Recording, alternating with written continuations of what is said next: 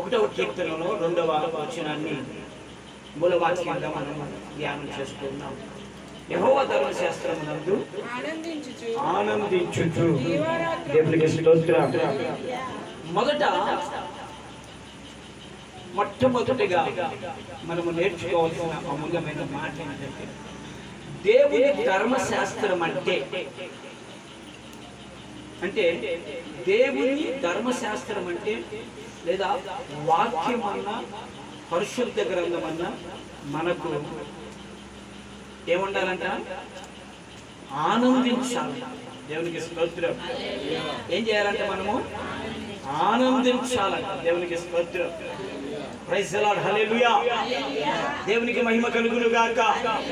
మొట్టమొదటి మాట ఏం చెప్తుందంటే, యెహోవా ధర్మశాస్త్రమునందు ఆనందించుడి. ఏం చేయాలంట? చెప్పాలి. ఏం చేయాలంట? దేవుడన్నా దేవుని సన్నిధన్నా మొదట నీకు ఆనందం ఉండాలి. ఏముండాలి? చెప్పాలి. ఏముండాలి? మొట్టమొదట ఆనందం ఉండాలి. అందుకనే ఫిలిప్పీయులకు రాసిన పత్రికలో 4వ అధ్యాయంలో ఒక మాట చెప్పబడుతుంది చూడండి. ఫిలిప్పీయులకు రాసిన పత్రిక 4వ అధ్యాయము 4వ వచనం చూడండి ఒకసారి. ఎల్లప్పుడూ చూడండి, ఎల్లప్పుడూ ప్రభువునందు ఆనందించుడి. మరలా చెప్పుచున్నాను, ప్రభువునందు మాత్రమే ఆనందించుడు. దేవునికి స్తోత్రం. ఈ రోజున అద్భుతమైన ఒక ఆలోచన పరిశుద్ధాత్మ దేవుడు నాకు బయలుపరుస్తున్నాడు. ఆ మాటను మీకు ప్రత్యక్షపరుస్తాను. ఒకసారి ఆలోచించండి. నిజంగా దేవుని పిల్లలమైన మనము దేవుని సన్నిధిలో ఎదుగుతున్న మన జీవితంలో నీవు ఏ విషయంలో ఆనందంగా ఉన్నావో ఆనందముగా లేవో నాకైతే తెలియదు, కానీ దేవుని యందు మాత్రము, దేవుని సన్నిధిలో దేవుని యందు నీవు ఆనందించే వ్యక్తిగా ఉండును గాక. ఆమేన్. హల్లెలూయా. దేవుడన్నా దేవుని సన్నిధన్నా ఆనందం కావాలి. ఏం కావాలి? దేవుడన్నా దేవుని సన్నిధన్నా ఏం కావాలంటే మనకు ఆనందం కావాలంట. దేవునికి స్తోత్రం. నిజంగా దావీదును రీసెంట్ గా కూడా మనం చూసుకున్నాం. దావీదు దేవుని మందిరానికి వెళ్దాం రా అంటే ఏం చేస్తాడంట? చూడండి ఒకసారి. కీర్తనలు చదువుదాం చాలా చక్కగా. చూడండి 123 కానీ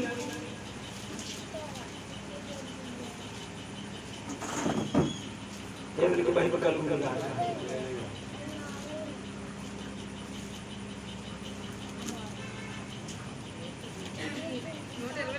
122 చూడండి ఒకసారి. యెహోవా మందిరమునకు వెళుదామని జనులు నాతో అయినప్పుడు నేను సంతోషించితిని. యెరూషలేమా, మా పాదములు నీ గుమ్మములో నిలుచుచున్నవి. యెరూషలేమా, బాగుగా కట్టబడిన పట్టణములవే నీవు కట్టబడి ఉన్నావు. ఇశ్రాయేలీయులకు నియమింపబడిన శాసనమును బట్టి యెహోవా నామమునకు కృతజ్ఞత చెల్లించుటకై వారి గోత్రములు, యెహోవా గోత్రములు అక్కడికి ఎక్కి వెళ్ళు. దేవునికి స్తోత్రం. హల్లెలూయా. నిజముగా ప్రపంచములో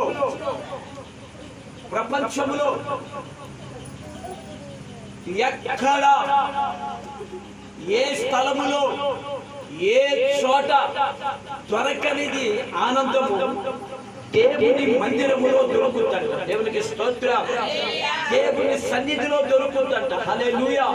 అందుకని దేవుని వాక్యం చెప్తుందంటే, యెహోవా ధర్మశాస్త్రమందు ఆనందించుచు. ఏం చేయాలంటే మనము ఆనందము. దేవునికి మహిమ కలుగును గాక. హల్లెలూయా.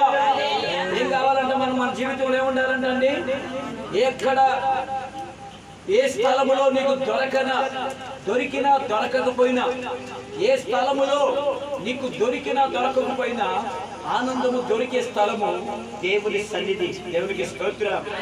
యెహోవా ధర్మశాస్త్రము. హల్లెలూయా.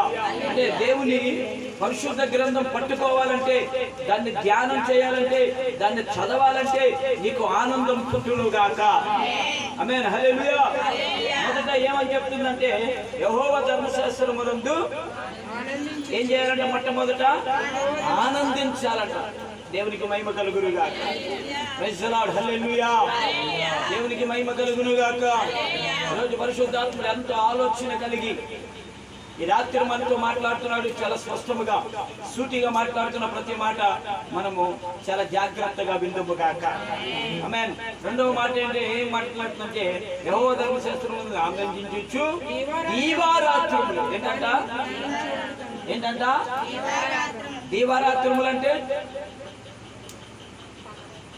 చెప్పాలి. దీవారాత్రములు అంటే పగలైనా రాత్రి అయినా, ఏమండి, పగలైనా రాత్రి అయినా, శోధములైనా కలవరములైనా, వ్యాధులో అయినా బాధలో అయినా, దేవునికి స్తోత్రం, ఇబ్బందుల్లో అయినా ఇరుకులోనైనా, ఆనందములో అయినా సంతోషములోనైనా దేవుని ధర్మశాస్త్రాన్నంట మనము ధ్యానించే వారముగా ఉండము గాక. ఆమేన్. ఏం చేసే వారముగా ఉండాలంట? ధ్యానించాలంట. అంటే ఎందుకు ధ్యానించాలి దేవుని వాక్యాన్ని?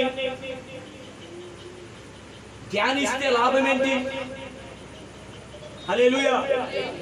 పరిశుద్ధ గ్రంథం, దేవుడు మన చేతికి అప్పచెప్పిన ఆ గ్రంథాన్ని మనం ఏం చేయాలంటే ధ్యానం చేయాలి. ఏం చేయాలి? చదవాలంట. ధ్యానం చేయటం అంటే చదవాలి. చదివితే ఏమొస్తుంది? హల్లెలూయా. దేవుని ధర్మశాస్త్రం ఏమిచ్చుదంట? నీకు జ్ఞానాన్ని ఇచ్చుట. ఏమిచ్చుంది? జ్ఞాన, ప్రజ్ఞ, వివేకము కలిగిన ఆత్మ నీలోనికి నివసించుటకు వచ్చుంటాడు. దేవునికి స్తోత్రం. Praise the lord, hallelujah. నిత్యముగా బైబిల్ గ్రంథము ధ్యానం చేసిన వారిని ఒక నలుగురిని మనం చూసుకుందాం. దేవునికి స్తోత్రం.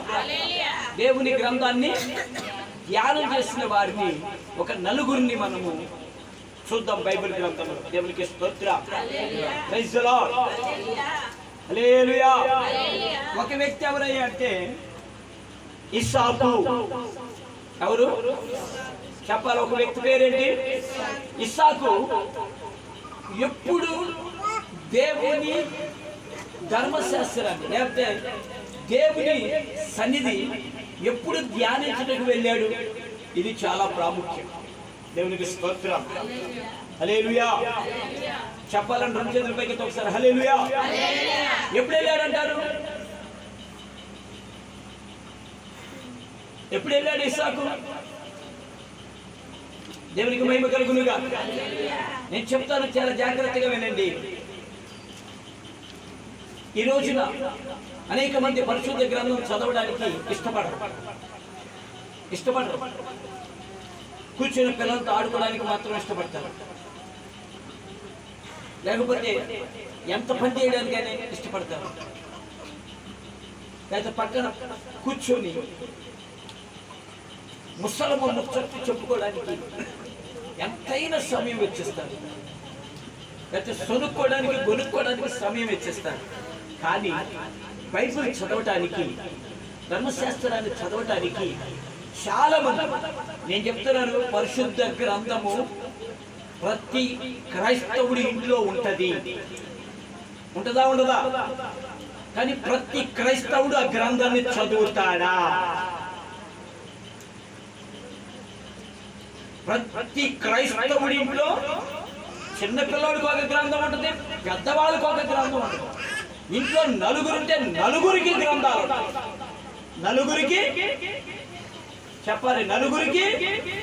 కానీ నలుగురిలో ఒక్కరన్నా చదువుతారా? ప్రతిరోజు పరిశుద్ధ గ్రంథం చదువుతామా?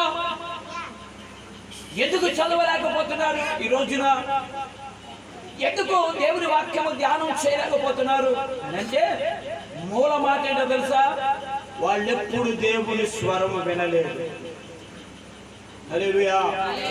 మరి ప్రతి వారం వాక్యం వింటున్నావుగా, సెల్ ఫోన్ లో వాక్యం వింటున్నావుగా, టీవీలో వాక్యం వింటున్నారుగా, టీవీలో వాక్యం వింటున్నావు, సెల్ ఫోన్ లో వాక్యం వింటున్నావు.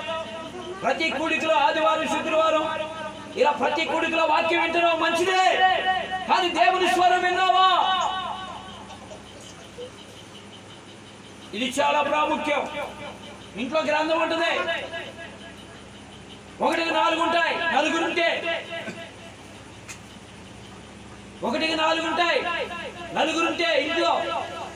కానీ ఒక్కరు కూడా బైబిల్ గ్రంథం తీసి చదవరు. ఒక్కరు కూడా పరిశుద్ధ గ్రంథం చేతబట్టి చదవరు. చదువుకున్న వాళ్ళు ఉంటారు, చదువులేని వాళ్ళు ఉంటారు. మిడిమిడి చదువు, ముక్కలు ముక్కలు చదువు, బైబిల్ ముక్కలు ముక్కలుగా తునకలుగా చేసి చదివే వాళ్ళు ఉంటారు. అయినా వాళ్ళు చదవరు. డిగ్రీలు చదివిన వాళ్ళు చదవరు, బైబిల్ చదవగలిగిన వాళ్ళు చదవరు. ఏదో వానకాలం చదివిన వారు కూడా చదవరు. అంటే గ్రంథం అయితే, బైబిల్ గ్రంథం అయితే ఇంట్లో ఉంటుంది, పరిశుద్ధ గ్రంథం అయితే ఇంట్లో ఉంటుంది. కానీ ఆ గ్రంథాన్ని చదివేవారు ఈ రోజున క్రైస్తవుల్లో 100% లేరు. ఎందుకు చెప్పగలుగుతున్నావు అని అంటే, నిశ్చయముగా నేను చెప్తాను, నిజంగా దేవుని గ్రంథము, పరిశుద్ధ గ్రంథాన్ని నీవు ధ్యానం చేయగలగాలి అంటే మొదట నీవు దేవుని స్వరం వినాలి. ఆమేన్. ఏం వినాలి? దేవుని స్వరం వినాలి. ఇస్సాకు ఎప్పుడు నుండి ధ్యానం చేయడం ప్రారంభించాడో తెలుసా? దేవుని స్వరము ఇస్సాకు విన్నాడు. ఎక్కడున్నాడు ఇస్సాకు? ఇస్సాకు ఎక్కడున్నాడు? అబ్రహాం ఏంటో తెలుసు మనకు. అబ్రహామా 11వ అధ్యాయంలో, 12వ అధ్యాయం, 2 అధ్యాయాల్లో చదువుతాడు.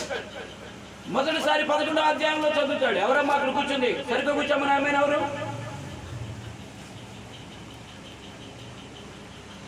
దేవునికి